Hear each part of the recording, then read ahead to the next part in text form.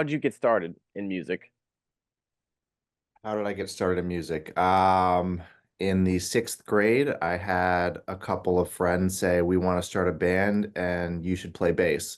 So I asked my mom if I could learn to play the bass, and they bought like a $200 combo, crappy bass and a crappy amp, and started taking lessons once a week. And those 30-minute lessons was really the only time I played.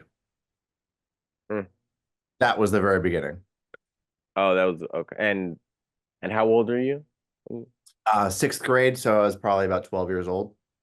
Okay. And yeah, congratulations on your Grammy win. That was good. So what is your process for composing music? Like how do you start and how do you end? Um, so typically, most often when I'm composing, I'm writing to picture. So that process is a little bit different than if I'm just like writing without any sort of visual aid. Mm. And so the standard process, or at least the one that I abide by for writing to picture, is if the film has not been spotted, usually it is when I step in, but if it has not been spotted, I'll first spot the film, which means go through, figure out where music is going to be placed, and then those sections become your cues. And well, yeah, they become your cues, but what I first want to do, or after that, is find temp music to go in those sections and figure out where it fits. Um, Director, editor, music supervisor might do that also. And it's a collaborative process. So once we've established this is generally the sound, this is the feeling, this is the mood, then I'll go through with the director and figure out, what are the elements of this music that you like? What is the feeling that you want to evoke? Because you can have one scene that has music that, is like action music, or it can be romantic, or it can be, sad, melancholy music, and the scene still might work. It just depends on what is the mood, what is the feeling that the director wants to evoke. So once that's been established, then I'll start to develop my themes. So coming up with ideas that can be utilized multiple times throughout the film or the series. And um, yeah, and then I start to pick out my sound palette. What are the different instruments? What's the arrangement? And yeah, and that's kind of the beginning for me. And then the end is get everything mixed, in some instances mastered. If it's an unfilm related project, then typically I'll start with the music first. Come up with my harmonic structure, put together my chords. I'll figure out my melody, or it might go melody first, harmony second. If there's words, then usually I'll write my melody before I write my words. And then for me, I really emphasize like my palette, my arrangement, and so that's usually where I'll spend a lot of my time, is figuring out, what are the sounds that would work for this, that help capture and enhance the overall intent of this piece. Okay. And who are your greatest inspirations in music?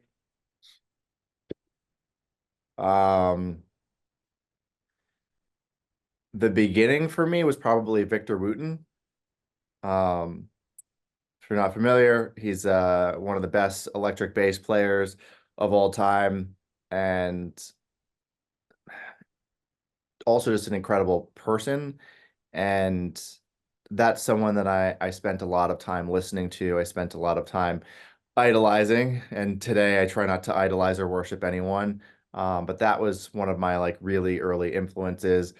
Um, And then I don't know, there's like I listen to a lot of different music that doesn't necessarily influence the work that I do, but In Flames was a really big one. They're a Swedish death metal band, and in my adolescence, I had a really difficult time with substance abuse and emotional regulation.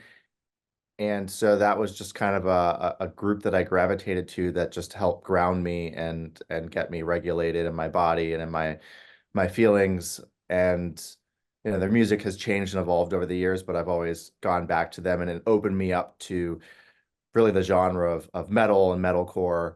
Um, and served as a place where I could go that could help calm me down, which is maybe not what people think of when they think of metal. Like usually people get very anxious or angry when they're listening to metal. For me, it's calming and soothing. Influences for composing, Jan Tiersen, Sufjan Stevens, Max Richter, um, man, John Williams, James Horner. Um, yeah, a lot of amazing film composers. Alan Silvestri, James Alan Newton. Silvestri. Yeah, I like their stuff. They're not like my I wouldn't say like my biggest influences. Maybe like oh, why am I blanking on his name? Red Hair composes for all of Tim Burton's music movies. Danny Elfman. Danny Elfman, yeah, like I think for me it's more like folks who have really interesting arrangements, and Danny Elfman, like Jan Tiersen, both have like very interesting, quirky arrangements. Um, yeah, and a number of Icelandic composers whose names I'm not going to attempt to butcher because I've never actually heard anyone say them out loud. But yeah, Right. Johan Johansson, that's an easy one to say. Johan Johansson's one of my favorite. I love minimalist composers. Johan Johansson, Max Richter, both do some incredible stuff. And then most recently, oh, I'm blanking on his name as well, the composer for Succession. Um, Hold on, I'll tell you. Because that is probably the single best theme song of all time. Special over. Nicholas Bertel. Nicholas Bertel, yeah. And then he was nominated for an Academy Award for Don't Look Up, which that was a good score, but Succession, that's where it's at.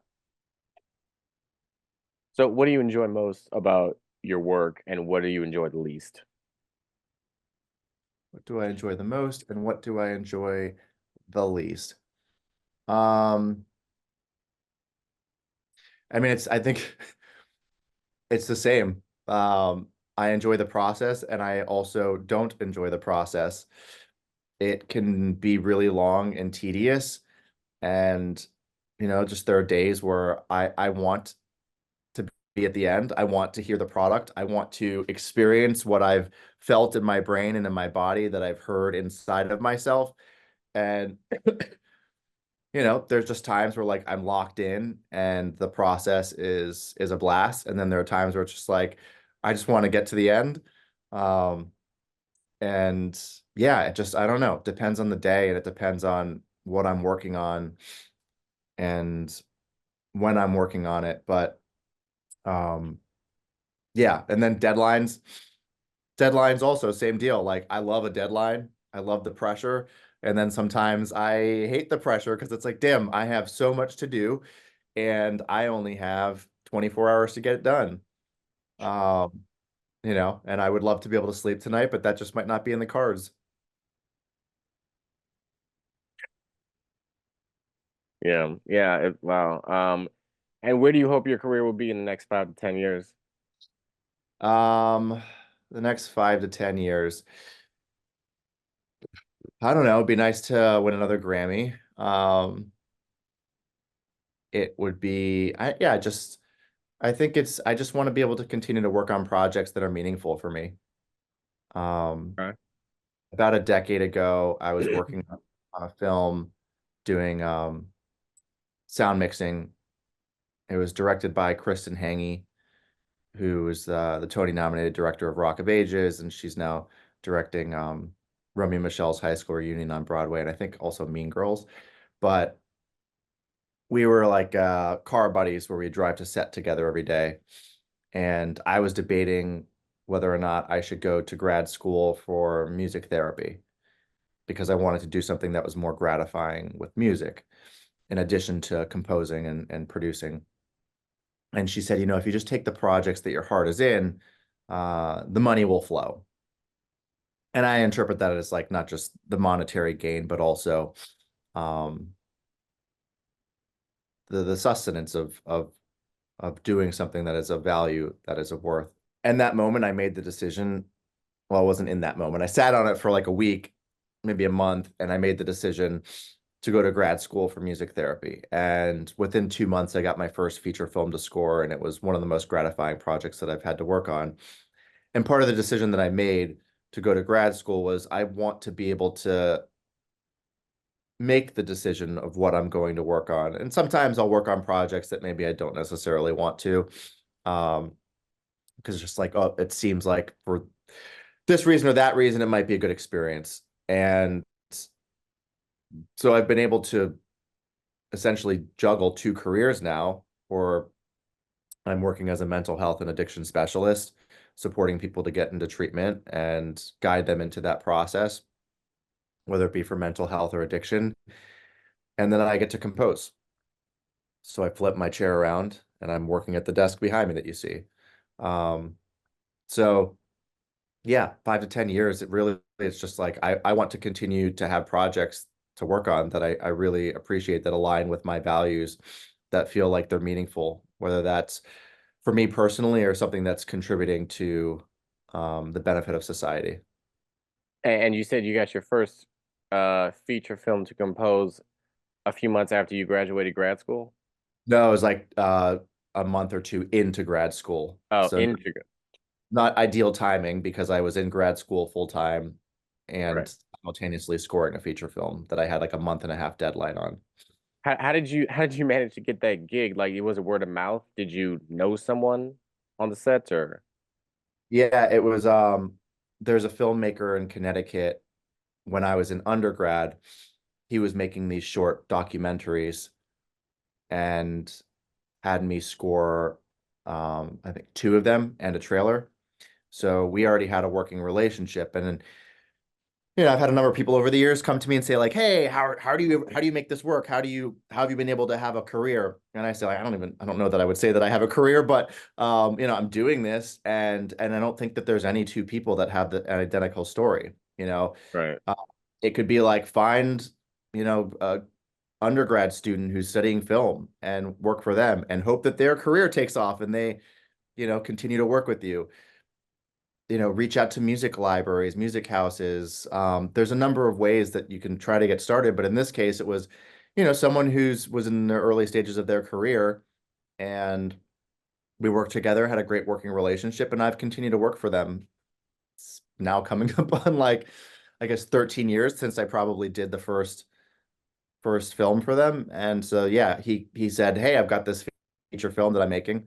Do you want to work on it?" And that was a hard yes.